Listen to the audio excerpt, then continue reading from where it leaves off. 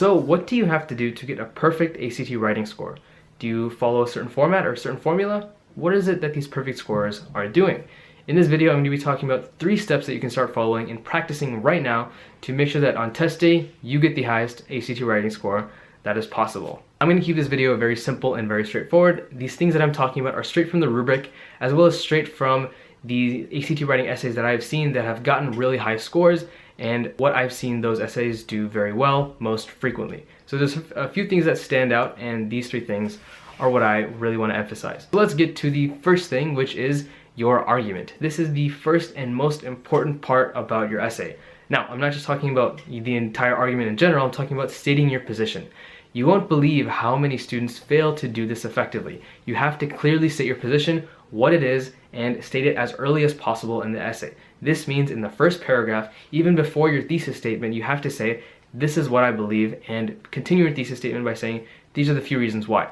Don't be vague about how you feel about the topic at hand. Be specific and be clear at the very beginning. So in the introduction paragraph, when you start the introduction, you have your hook where you give some background information about the topic, and then you get into your thesis statement. Right at the beginning of your thesis statement, you should be saying, this is what I believe, and then after that, you get to the few argumentation points, which I'm going to talk about in a second, that go on and finish up your thesis statement. But make sure that as soon as you can in the essay, you say, this is what I believe, and you continue on from there. Because if you're not clear in your position, then you will definitely lose points on that, because you have to be clear about it. You have to say, this is what it is, and this is what the essay is going to be about. If you're vague, if you don't express your position clearly, you will lose points, because there are times where students have kind of interesting positions on certain issues, and if you have an interesting position, not just far right or far left position on the issue, then you have to do a better job of explaining, this is how I feel, and this is what my essay is going to be about. So be clear in your position and state it as early as possible.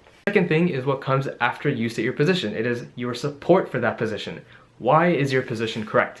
Now, there's a few different ways that you can support your position, and the best include telling stories, giving examples, perhaps using an outside reference such as an event that has happened in the past or that is going on right now, or talking about a person and how this certain event that happened to them is related to your topic and your argument.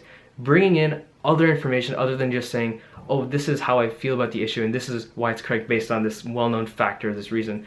Like in the example of a dress codes essay where you're saying dress codes are not preferable, maybe you could give a story about a friend and a bad experience that they had about dress codes and how that, kind of supports your argument. Things like that, giving stories is a really great way to go about it. You could even make up your own stories, but I wouldn't really recommend doing that, but it's something you could do, and stories are a great way to go about supporting your essay and your argument. So don't be afraid to use them. Go outside the box, think outside the box about how you're going to support your arguments, because the more creative you are in how you're going to support it and what information you bring in, the better it will be to actually supporting your argument and your essay. So how exactly should you organize your arguments? Well, there's a certain format that I like to use, and I would highly recommend that you use this as well. So out of your 5 paragraphs, the first and the last are going to be your introduction and your conclusion. The middle 3 is where you get to play around with how you support your argument. Now, the first one, I would say, use a typical basic argument. This reason is not too complicated. It doesn't have to be a crazy story or a narrative. Just say, this is what I believe, and this is a good reason why I believe this. It could be this should be the most basic of your arguments, of your 3 supporting arguments. Now, after that, the second paragraph, talk about perhaps a story. Now, this is where you can get a bit more creative. Go outside the box. Think of a story, think of a narrative, think of, an event that's happening that is relating to what you're writing about, anything like that. And then the third paragraph is a counter-argument. It's a refutation. You say, this is what the other side of the argument says. These are some of the things that they say, the claims they make, the arguments that they present, and then you explain why they're wrong and why your argument is correct instead. Now this works really well because you're not just saying that your argument's correct, but you're saying why their argument is wrong and why it should not be considered. So you're adding a whole new dimension to your essay and to your argument, because you're not only supporting yourself, but you're actually trashing the other side, which seems kind of bad, but works really well when it comes to trying to be convincing and persuasive. Counter arguments is something that the ACT writing graders will appreciate very much. So do not be afraid to use them, and actually you should be using at least probably just one counter argument, and that's usually going to be your last of the essay. But you could also, when it comes to this format of simple reason, more creative reason, counter argument, you could flip these around. You could even start out with a refutation argument if you really want to, if that's how your essay flows. Again, think outside the box. It's not about being conservative and being very simple about how you structure your essay. It is very simple, but the actual content that you write in those supporting paragraphs, you can be creative with it and try to do something that's going to be convincing. Also, try to be unique. Don't just write the cookie cutter essay that everyone else is writing about, whatever the topic is. The last thing that I want to talk about is organization. You need to organize your essay very well. Now, this comes from doing a few things. The main thing is if you can build your ideas off of one another. So maybe your first argument is the basic argument. Then the argument after that, you use your first argument to kind of support that. So they kind of build, your arguments build on top of each other. Your supporting points build on top of each other.